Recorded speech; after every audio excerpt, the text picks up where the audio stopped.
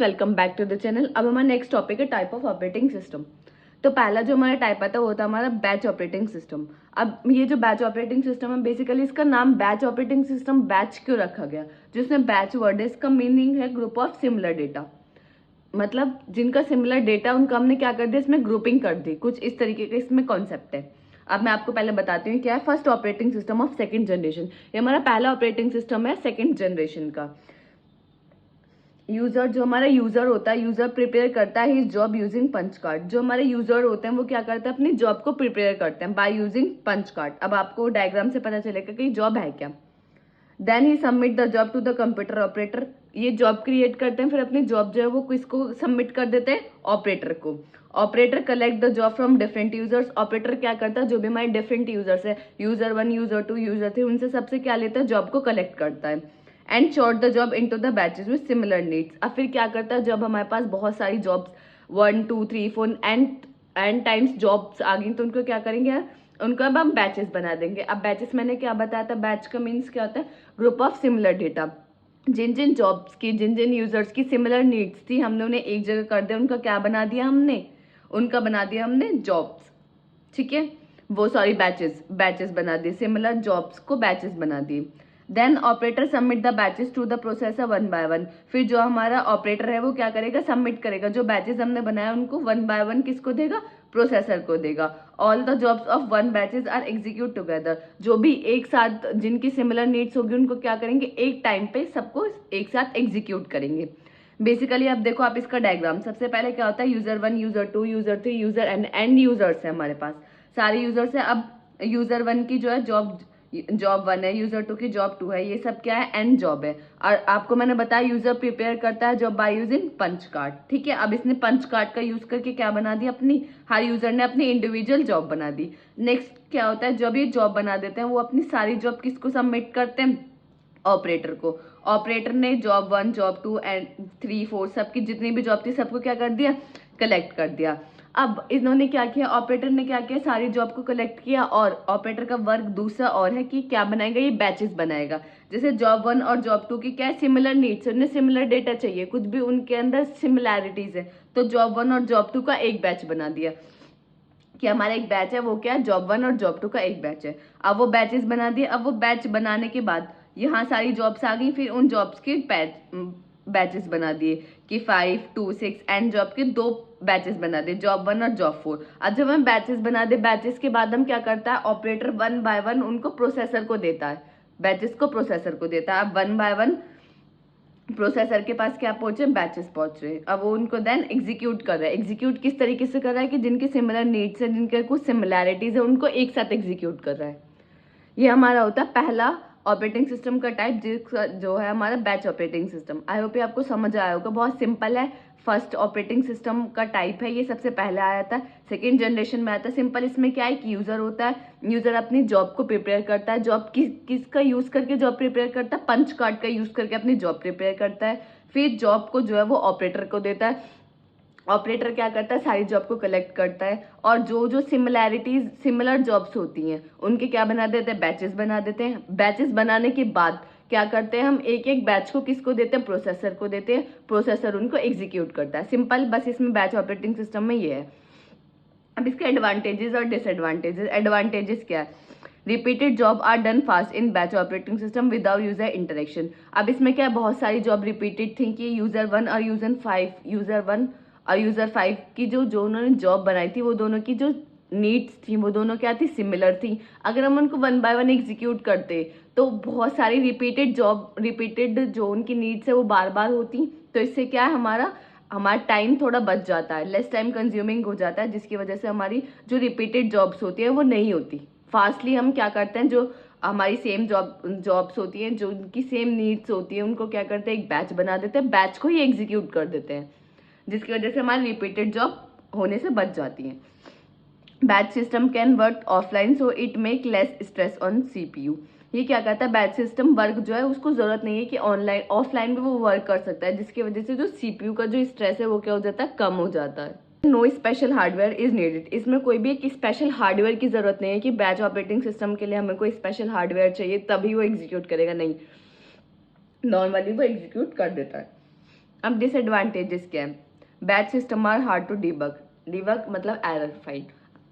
अगर कोई भी मतलब उसमें मिस्टेक हो गई है तो उसको फाइंड करना बहुत इसमें डिफिकल्ट होगा, क्योंकि हमने बैचेस बना दिए, बैचेस के अंदर पता नहीं कितने हजारों जॉब है। अब अगर आपने उसमें कहीं पे भी एक मिस्टेक कर दिया तो उसमें बहुत डिबगिंग करना बहुत डिफिकल्ट होता है। If a job get to enter in a infinite loop, अगर कोई भी जॉब ऐसी होती है जो कि इनफाइनाइट लूप में पहुंच जाती है, other job wait for the unknown time, मतलब एक जो जॉब है हमने उसको बैच में रखा तो वो क्या है, वो इनफाइनाइट लूप में पहुंच गई, और बाकी जो उसकी सिमिलर जॉब है वो क्या कर रही है, उसका वेट कर रही है।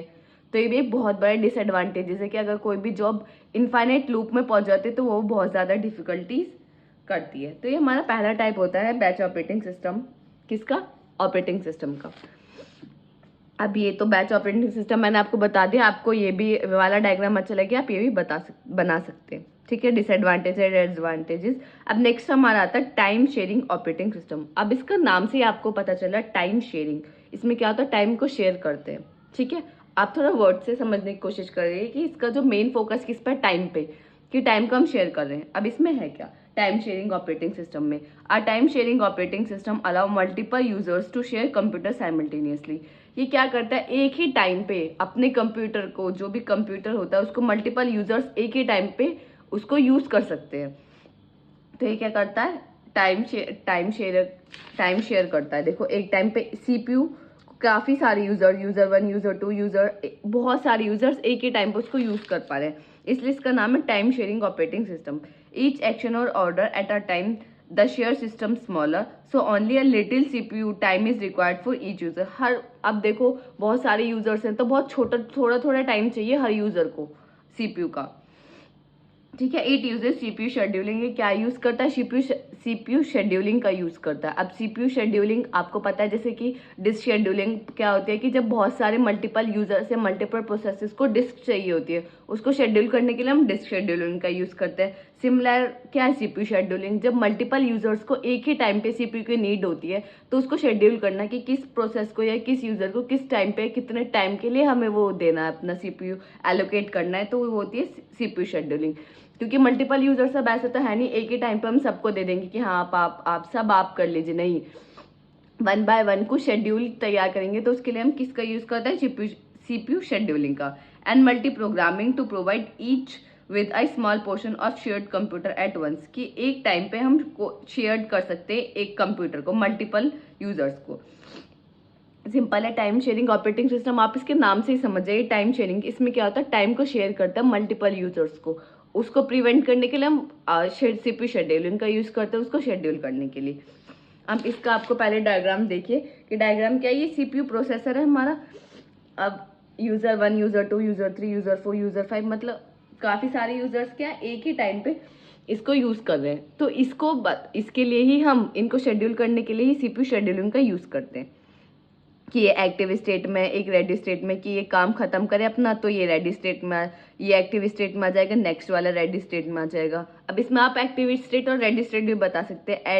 एक्टिव स्टेट वो होती है जिसको at the time CPU allocate है, जो सीपीयू की रिसोर्सेज को यूज कर रही है, और उसका काम कंप्लीट होते जो नेक्स्ट यूजर उसको यूज करेगा वो है रेडी स्टेट, की वो रेडी तैयार है कि आप मुझे सीपीयू दे, मैं अपना वर्क कंप्लीट कर लूंगा।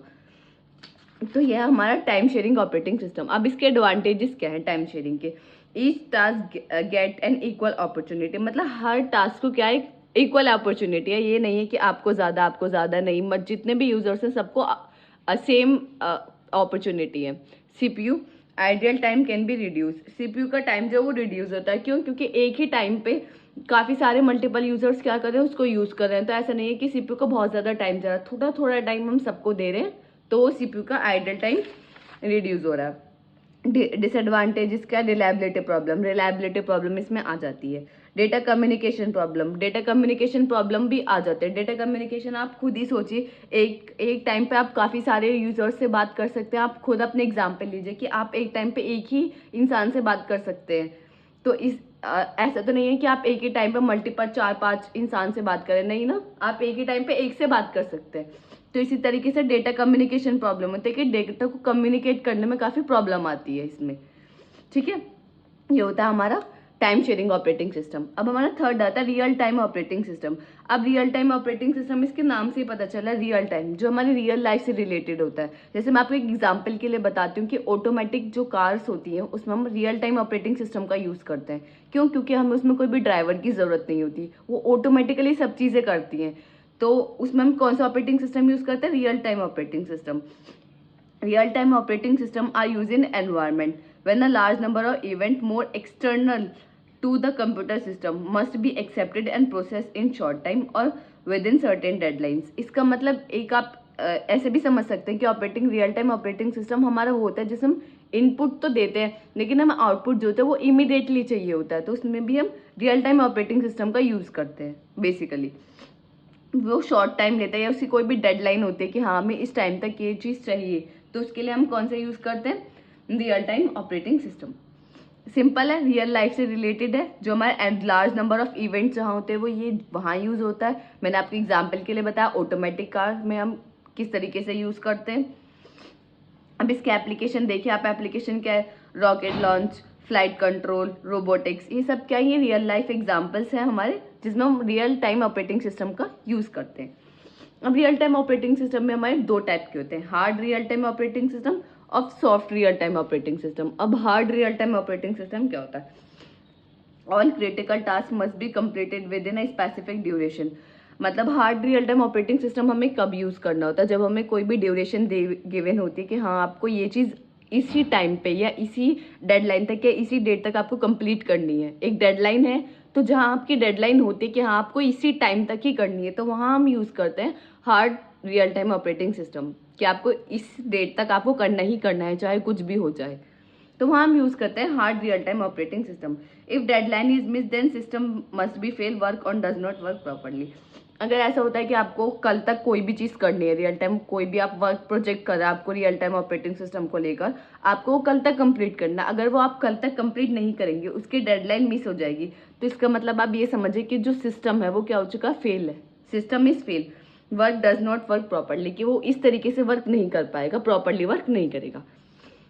ठीक है, अब हार्ड आपको समझ आ गया कि जहाँ हमारी पर्टिकुलर डेडलाइन होती है कि हाँ आपको इस डेडलाइन तक या इस टाइम तक आपको ये चीज़ करनी है, वहाँ हार्ड हो गया। अब जैसे इसका अपोजिट सॉफ्ट में ऐसे नहीं होगा, पढ़ते हैं। If certain deadlines are miss then the system continuously work with in no failure must be perform degraded. इसका मतलब क्या कि अगर डेडलाइन मिस हो गई तो इसका मतलब ये नहीं कि हमारा सिस्टम फेल ही हो गया, कि अब ये बिल्कुल वर्क ही नहीं करेगा, किसी काम का ही नहीं है। नहीं, अगर हमारी डेडलाइन मिस हो गई है तो कोई बात नहीं, आप उसको कंटिन्यूस वर्क करें, वर्किंग में रखें, परफॉर्मेंस को इंक्रीज करें। ऐसा नहीं है कि आपका सिस्टम फेल हो गया। लेकिन हार्ड टाइम में क्या, अगर आपकी डेडलाइन आपने ज़्यादा टाइम ले लिया, आपको देना है 10 दिन में, आप 15 दिन ले रहे हैं, तो वहाँ हार्ड टाइम में ऐसा नहीं चलेगा। आपकी अगर डेडलाइन मिस हो गई है तो क्या है, वो जो आप सिस्टम बना रहे हैं वो फेल है, वो वर्क प्रॉपरली नहीं कर पाएगा। लेकिन सॉफ्ट में जस्ट उसका अपोजिट है, वो वर्क प्रॉपरली भी करेगा और आप अपना अच्छे से करते रहिए। इसमें कोई भी ऐसा नहीं है कि पर्टिकुलर डेडलाइन होती है। जैसे कि क्रिटिकल, हम इसको यूज़ करते हैं हार्ड रियल टाइम को क्रिटिकल टास्क के लिए, जहाँ हमें बहुत क्रिटिकल टास्क होता है वहाँ हम इसका यूज़ करेंगे। बेसिकली इसको हम नॉन क्रिटिकल टास्क में यूज़ करते हैं, मतलब एवरेज टास्क में यूज़ करते हैं, जहाँ हमें टाइम का इतना नहीं रहता या कोई भी डेडलाइन पे इतना फोकस नहीं रहता कि हाँ हमें इस डेडलाइन तक कंप्लीट करना है। ये वो होता है हमारा soft real time operating system. अब एडवांटेजेस क्या है? टेक शिफ्टिंग, हम इसमें शिफ्ट कर सकते हैं, अगर कोई भी प्रॉब्लम आ गई तो हम आगे पीछे कर सकते हैं ऐसा, क्योंकि इसमें टाइम का कुछ है नहीं। फोकस ऑन एप्लीकेशन, ये फोकस करता है एप्लीकेशन पे। ये एरर फ्री, अगर कोई भी एरर आ जाता है एट द टाइम, आप खुद सोचिए, आपको कोई भी टाइम ऐसा है कि आपको कल तक वो चीज़ करनी है, तो एरर के चांसेस हो सकते हैं।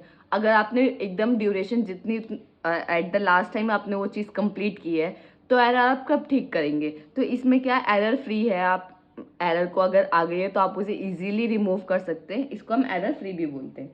ठीक है, डिसएडवांटेज क्या है? लिमिटेड टास्क, ये हमारे लिमिटेड टास्क के लिए यूज होता है। यूज हैवी सिस्टम रिसोर्सेज, ये यूज करता है हैवी सिस्टम्स को। और कॉम्प्लेक्स एल्गोरिथम, इसके एल्गोरिथम क्या है? काफी कॉम्प्लेक्स है। तो ये क्या, रियल टाइम ऑपरेटिंग सिस्टम। अगर आपको कभी भी 10 नंबर में आ जाता है कि टाइप ऑफ ऑपरेटिंग सिस्टम, तो आप सिंपल क्या बताएं, पहले एक डायग्राम बना दे टाइप ऑफ ऑपरेटिंग सिस्टम, सिर्फ फिर पर्टिकुलरली जितना मैंने आपको बताया उतना आप कर लीजिए, आपको अच्छे मार्क्स मिलेंगे। और ये डायग्राम बहुत इंपॉर्टेंट है क्योंकि थ्योरेटिकल सब्जेक्ट है। थ्योरेटिकल सब्जेक्ट में क्या है, डायग्राम बहुत इंपॉर्टेंट होते हैं, तो आप ये सब डायग्राम बनाइए। फिर आता है मल्टी प्रोसेसिंग ऑपरेटिंग सिस्टम। अब मल्टी प्रोसेसिंग ऑपरेटिंग सिस्टम क्या होता है, नाम से ही पता चला है मल्टी प्रोसेसिंग, जिसमें मोर देन वन प्रोसेसेस हो, वो होता है हमारा मल्टी प्रोसेसिंग। तो सिंपल बस इसमें यही है, मल्टी प्रोसेसिंग ऑपरेटिंग सिस्टम में क्या होता है, एक से ज़्यादा प्रोसेसेस होते हैं किसी सिस्टम के अंदर। तो वो सिस्टम कौन सा होता है, मल्टी प्रोसेसिंग ऑपरेटिंग सिस्टम। ये अलाउ करता है more than one process at a same time, कि आप एक से ज़्यादा प्रोसेसेस को प्रोसेस कर सकते हैं एक टाइम पे। ठीक है, मल्टीपल सीपीयू इसमें शेयर करते हैं, मेमोरी बस मेमोरी को एक टाइम पे यूज करते हैं। इट इज, अब हम इसके डेफिनेशन पे आते हैं। It is one in which two or more central processing unit control the function of the computer. वही है, इसमें एक से ज़्यादा मतलब मल्टीपल प्रोसेसेस एक टाइम पे उसको यूज कर पा रहे हैं। Each CPU control the function of the computer. हर सीपीयू क्या करता है, कंट्रोल करता है functioning of the computer. Each CPU contain a copy of the operating system. हर सीपीयू के पास क्या होता है, कॉपी होती है, किसकी, ऑपरेटिंग सिस्टम की। And these copies communicate with in order to coordinate operations. It is work very fast, जिसकी वजह से जो ये कॉपीज होती हैं, जिसकी वजह से ये आपस में कम्युनिकेट कर पाते हैं। अभी आपस में कम्युनिकेट कर पाएंगे तो हमारा जो वर्क है वो बहुत फास्ट होता है। अब देखो, जैसे आप ये एक डायग्राम है, मेन मेमोरी है, तो काफ़ी सारे मल्टीपल प्रोसेसेस एक टाइम पे मेन मेमोरी को यूज़ कर पा रहे हैं। तो ये वो क्या हुआ, मल्टी प्रोसेसिंग ऑपरेटिंग सिस्टम। ये इसका डायग्राम है। सिंपल, आपको आई होप ये समझ आ गया होगा। इसमें कि दो टाइप होते हैं, सिमेट्रिकल, एसिमेट्रिकल। अब सिमेट्रिकल क्या होता है, जिसमें हमारा एक ही सीपीयू होता है, one S control all the CPU. जो हमारा सीपीयू और एक ही ऑपरेटिंग सिस्टम सारे सीपीयू को कंट्रोल करता है। जैसे कि इसमें क्या होता है, हमारा एक ही ऑपरेटिंग सिस्टम जो है वो सारे सीपीयू को इंस्ट्रक्शन देता है, सीपीयू 1, सीपीयू 2, सीपीयू 3, इस तरीके से। मतलब ये सब इंडिपेंडेंट है, ऐसा नहीं है कि किसी पे डिपेंड कर रहे हैं। तो ये अपने आप ही अपना वर्क करता है। लेकिन इसमें क्या होता है, एसिमेट्रिक में क्या होता है, एक मास्टर प्रोसेसर होता है, कि एक मास्टर प्रोसेसर है, वही सारे सीपीयू को इंस्ट्रक्शन देता है कि आपको किस तरीके से वर्क करना है, क्या करना है। लेकिन सिमेट्रिक में ऐसा नहीं होता। सिमेट्रिक में क्या होता है, हर सीपीयू अपने ऊपर इंडिपेंडेंट है, वो अपना वर्क जो है, जो भी उसको एक्शन लेना है, कुछ भी परफॉर्म करना है, वो अपने आप कर सकता है। उसमें कोई ऐसा मास्टर नहीं है कि हाँ आपको कुछ बताएगा कि आपको किस तरीके से करना है। तो ये सिमेट्रिक और एसिमेट्रिक, ये टाइप्स में अगर आ जाता है तो आप इतना लिखते हैं, आपको अच्छे से मतलब नंबर अगर 10 नंबर का है तो 8-9 नंबर आराम से मिल जाएंगे। अगर आपको ये वीडियो अच्छी लगी हो तो लाइक कमेंट शेयर करना ना भूलें। Thank you for watching this video.